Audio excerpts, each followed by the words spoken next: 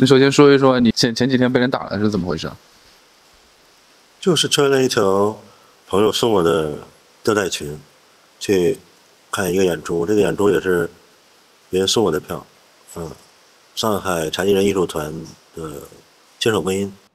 然后很多人有各种反应，有男生就大男人，跟我年龄差不多的油腻，非常油腻，冲我吹口哨，是阿飞那种调戏女生的吹口哨。但是他知道你是男的。对呀、他肯定知道我的。我当时有胡子呢，好像我记得我好像有胡。反正就我问过一方这个问题，为什么他穿男装就别人认为他是女生，我穿女装不是，他穿女装就像女的，然后你穿女装，别人觉得你是变态。没说是变态，就知道我是男的啊，就知道这个男的。不是，那最后怎么又把你打了呢？没到那这儿呢，没到那这儿啊，慢慢来，就一直整，然后一直有个老太太，这阿姨特阳光，特明媚，就是我也挺喜欢这个她的表达。她说你这个打扮太什么，有些用的词是精致还是什么时尚，就是我想听着。她说她说话表达很让人舒服。她说我可不可以拍你的照片？是她这种很礼貌的就是你也很舒服，然后有各种反应，反正大家那有的妈妈带着女儿，就是赶紧把女儿拽开，让她接近我，其实我穿这个服装，我就想观察别人的反应，就这个。有的人他本来票是买在我身边的，就看着我坐在那儿之后，他就不坐在那个座位上了，他去别处坐了，但是有的人无所谓，就因为我的位置非常靠中间，有的人可能没买到那个座位，他看到这座位空了，他就选择坐这个座位，不在乎。到演出结束的时候就很奇怪了，你知道吗？我说呢，出这个，我刚开始没意识到这个问题，我可能出这个剧场，我可能又被盯上了，然后我下到我走得很快，一般人他要跟我的话，他跟不住的，然后有的我就开始就感觉不对劲了，就是我发现有人在旁边左右来跟踪我，然后最终穿保安制服的，灰色的保安制服，白色灰色的，就看起来像一个正式的文职人员的保安，不是就是那种西装的那种哈。他衬衫不是西装，我瞅闻着，他不是那种黑皮的。我知道，就像那种高档小区或者我们这个小区，它那个门口站岗那种嘛。对，他是那种领夹式的，不是手然后他就是我刚开始没感觉到，就是这些人在围攻。等我找到一个我向下走电梯的时候，我也准备下这个电梯口，还没有，就刚接近这个电梯口，就有一个保安冲上来，一下子，他还上来就推我，还是说了一两句之后推我，推我胸口，就跟我说，这是我的地盘，不让你进入。我说怎么就你的地盘啊？我是在公共场合，我这是马路上，你算老几的？这是你的地盘。这国家的地盘，我说对吧？然后他说这是他商场，不是我进入。我说我是乘地铁的，我不是要进你商场。然后反正几句话他就推我了，就动手了。然后我就火了。就是然后你就跟他们打起来了？没有，他们看势不妙，我就开始退，开始跑因为他开始用对讲呼叫其他人了。他们3个人，一圈人已经围了我几个人了。然后就各种黑皮的，什么3种制服的人开始围我。你得想象有多少人，就是我眼见的就20来人，然后他们还在四面八方还在有人过来，就是跟他们恋战的。然后之后你跟我说你就报警了是吧？好像是。不是我报警，我没时间报警。就是有商场那边人主动报警。早就报警了，他们报警了。就他们以为我是一个不安定的因素，影响这个安全的这个环境安全的人。那最后警察来了，他们就以为我像那种带着大药包的人一样，其实我就是一个纯子在他们眼里就是一个危险的武器，在他们眼里完全是个危险的武器。给人的感觉就是这样的，我就是一个带着大药包的人。最上面最靠近我上肢头部这个人，用膝盖顶我的胸口，顶我的脖子，3番5次的造成我的窒息，我喘不上气儿来。就不止一次了。他同事把他拉开，劝他，他又在压我，我真实的感受到了死亡的威胁。你明白这种感受吗？你还笑嘻嘻的，我差点就在大庭广众下被虐杀。那我真的就很奇怪，就是本来就是对，他们为什么还主动去报警呢？这个事情就是刚才我说呀，他认为我是恐怖分子，我是威胁到周围所有人生命安全的人，就是我这裙子就是个炸药包的感觉。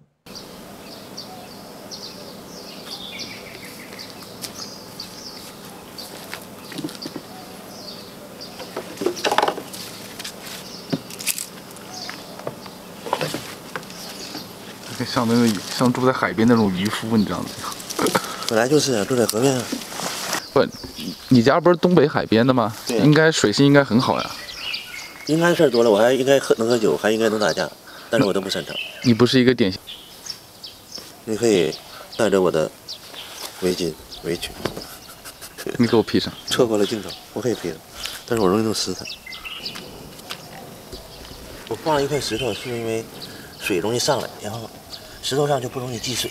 哦，哦，完了啦呀！这个竹竿子是干嘛的？你靠近要撞船的时候，兄弟，下雨了。那更有诗意了。你反正你要湿的，你要湿身的，湿身诱惑。我操，这雨还不小了。我怕我感冒，你知道吧？那下来了，咱也滑一段啊。滑5分钟。倒不规定，非得规定时间。哎，小狗它自己会回去，我觉得因为湿了。所有人都不认为我会结婚，就认识我的人还是耳根子软了，就是所有的亲戚朋友都劝我相亲，就当时我是根本就不会去考虑的。后来量变导致质变吧，就是突然就有一天就答应别人去相亲了，相了之后就成了，就第一次相亲，就是我前妻，特别有意思，就相完就成了，就我从来就没有过真正的什么恋爱经历。就完全没有恋爱经历，完全没有性经历。我就想想，是一个将近30岁的人，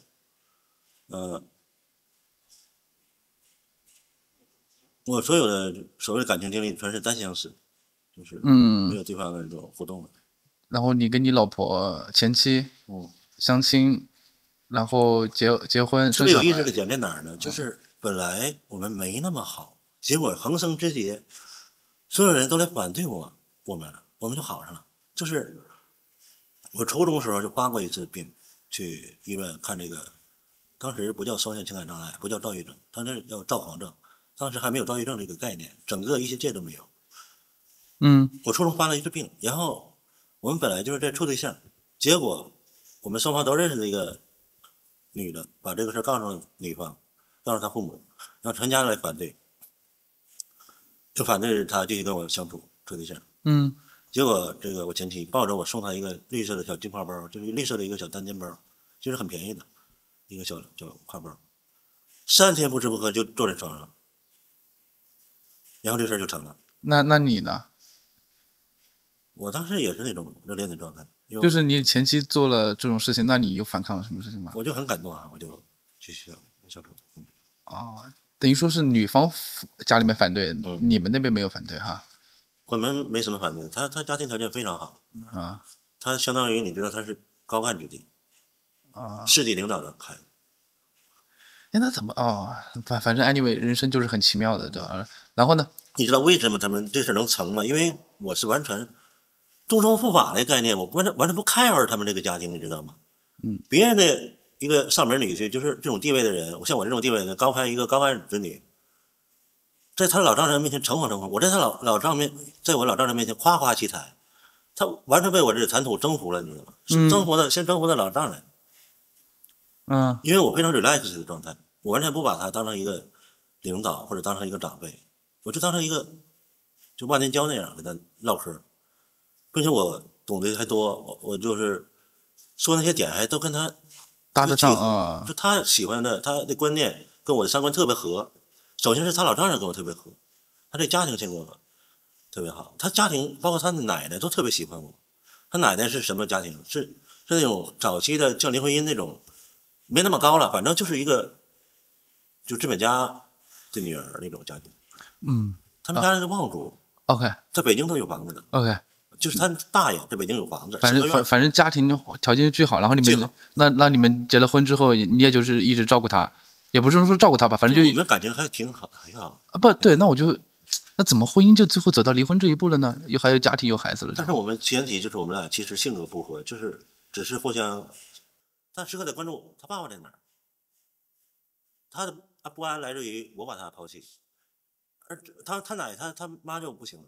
这孩子走到哪儿，嗖嗖后面追，包括喂饭，这孩子满屋乱跑，然后追撵着喂这一口饭。在我面前爱吃不吃，不吃饿着。这教育理念就完全不行。然后后来最可气的是什么呢？拿篇文章给我看，你看人家教育孩子的方法，我说这不就是我说过的吗？多可气，你知道吗？就别人说的就是理论是正确的，我说的就不行，就是完全是双标，我就没办法，就教育孩子我们总吵架。到后来我拧不过他们俩人，我跟我妈也拧不过，跟他就生闷气，一生闷气他跑了。后来我说干脆你跑了我还得找你，我先跑吧，我就说完门我先走。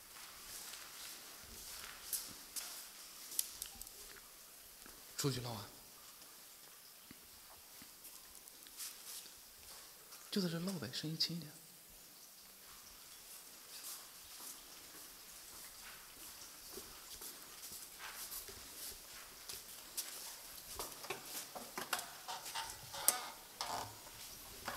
之前我听说你之前是工程师啊？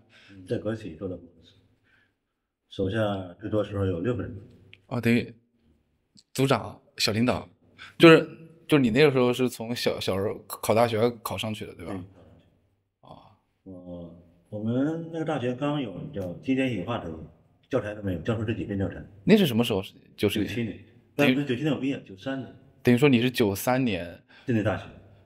哦，中国是80年78年中国啊，然后93年考了大学，然后97年毕业，然后就进国企，一直干，干了多久？倒班加上到助理工程师找了7年，找7年之后我们一帮朋友业余时间玩电脑、玩游戏什么的，然后就心事有点活泛。当时大家都开始组装那个兼容机，我们就开始集中关村，帮朋友做了一个网吧。我们那个网吧选址是我选的，就这个网吧的选址最牛的地方就是所有的网吧开始降价的时候，我们网吧是坚持最高价格的最后一个网吧。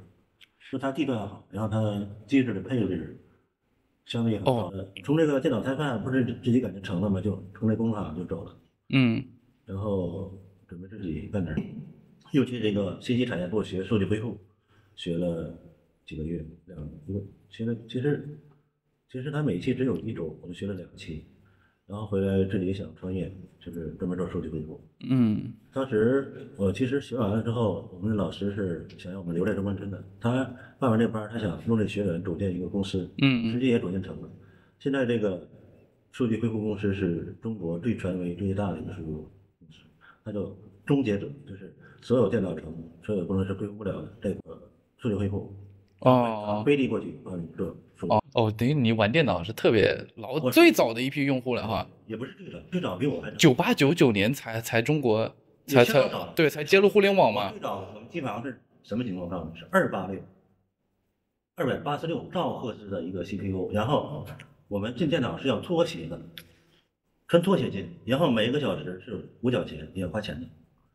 那时候执行的工作制是什么？是周六有半天休息，是一天半的休息，从周日休息过渡到2天休息的时候，中间过渡期，你们都不知道这个记忆？我知道啊，这个我还真知道。之前中国是单休制嘛，加入世贸之后才变成双休制。有个过渡，就是1天半的休息。上机房是1天半，1天半的时候我会买面包和矿泉水，这我进去完就不说了。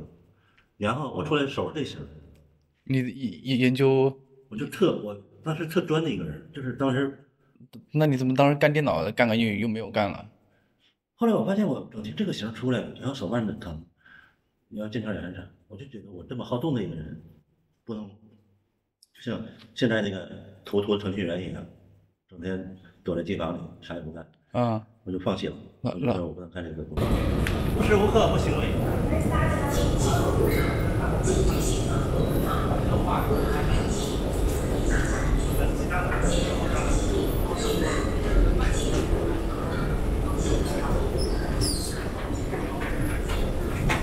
就是我们国企黄了之后，我因为喜欢木心，我就买了木心那个纪念他那个音乐。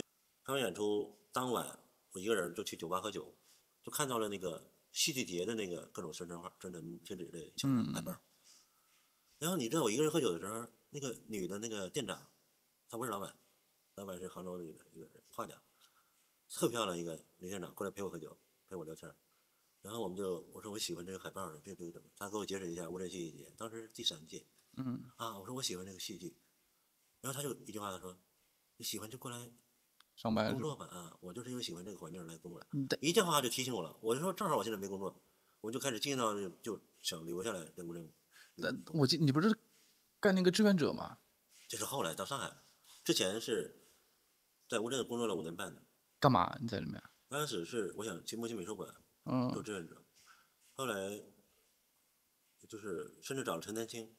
找陈丹青这段特别有意思，就是我是看完演出第2天凌晨，我是睡得有点轻嘛，其实也深度睡眠，睡得挺好的。我住的青旅，当时青旅还60元一晚上，在景区里就没有这个价位的，剩下就是300、400。OK， 你讲，然后你去找到陈丹青了是吧？第2天凌晨，我就一个人逛景区，一个人都没遇到，全都在睡觉，就遇到一只猫，我跟猫玩了半天，对视了半天，就一动不动，它不动我也不动，互相僵持了很久，我估计曾经超过1分半钟，反正就跟猫玩了半天。后来就走到景区外围，是一个没开发的地方，都是竹林，然后有个码头。当我走到那个码头附近的时候，我就看见俩人坐在岸边唠嗑，女生在哭，肩膀在抽，然后那男生想用手拍她的肩膀安慰她，但是手悬在半空中没有落下去，这一点就很难拿。我进来一看是陈丹青。然后呢？然后我就不想往前走了，就打扰人家嘛。就软处就折返。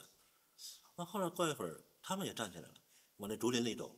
这竹林里只有一条路，狭路相逢了。我就知道那个狭路相逢，就是跑到路的对面，竹林的另一端。慢慢的从这竹林的小路踱过去，在竹林的中间与陈丹青相遇了。等于说是你设计的。设计的。然后我就一顿把他猛夸，我说谢谢你把木心介绍到国内，因为木心他不想在大陆出版那么多年，不想做建交。OK， 然后呢？然后给我们这些迷茫的年轻人一个灯塔。然后呢？然后陈丹青不置可否，他就问旁边的女生：“你觉得呢？”我就知道他同意我的说法，就是他认为我说法就是说到他心里去了。然后我又表达说我想在木心美术馆工作的这个想法。然后他听了一下，他说：“这样吧，我给你个电话，你去找他。我现在还有其他事儿，要忙，就直接给我了徐博的电话，就是木心美术馆的实际的馆长，就日常事务都是他处理的。然后陈丹青只是挂名的一个邓馆长。然后呢？然后我就继续找徐博，我跟他唠了半天，徐博就是也对我这个挺感兴趣，但是他说，你原先从事什么？我就给他看了我这个中级工程师这个履历。来了，走吧，你不要乱动的，我保证你的安全。这就属于特斯后懒蛋，自己安全都没保证，还保证别人安全。慌不慌？这不没有，我现在我特别关心你到上海之后这个反对金钱社会，然后以及我一直反呀，我一直就踩完挣钱。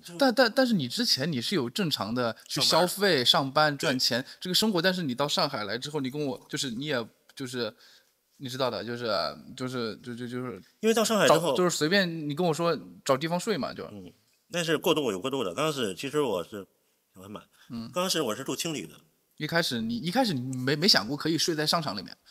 我刚开始也没那么想，就是很自然的我要找最便宜的宾馆，就住青旅。我一直就很早我就住青旅，因为我知道青旅最便宜，并且能认识陌生人。我一直自己旅行嘛，认识老外什么。OK， 就是那你什么时候就觉得有国际青旅的年卡？我说你什么时候就开始觉得我不要花钱去住了？有过渡啊，因为我住青旅是什么状态呢？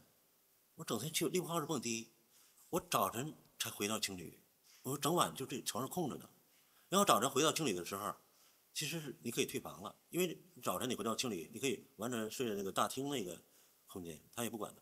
因为好多人睡在大厅就等退房。你知道青旅这概念吗？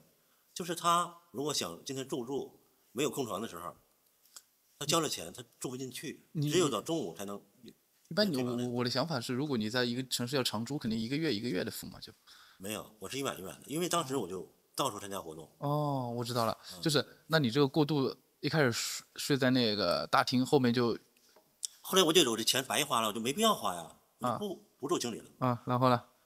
然后但是我已经把上海青旅都住遍了。然后你讲一讲我知道他怎么运作的，怎么去洗这个澡，怎么去甚至去睡了个觉。哎，那你就讲讲你睡过上海的哪些地方？你应该不会是去公园里面睡吧？应该不是那种感觉，我都是写字楼。就等保安不在，然后还在呀。我经常跟2、3个保安，一个前台美术馆，外滩美术馆，我睡那地方，保安出来值班，他出来嘘嘘，我当时是我先出来嘘嘘，我正尿的过程中，他哼着歌出来了，我操，把我吓坏了，我吓起来了，我不怕他发现我，我怕他发现我之后，他被我吓到，他可能吓出精神病来，你知道吗？我就2个箭步一下穿到阴影里，当时尿都夹住了，我操，2次发生这种事，就是我被保安跟保安狭路相逢。其实我是关心他，我不是怕被他发现，我根本不怕被他发现。就是其实就5年，你大部分时间其实一直都是睡在公共空间。哟，今天是什么情况？来拍。我今天主要任务是过来拍你啊。真的呀。我是不是应该提前跟你打个招呼啊？走。吃完了感觉车有点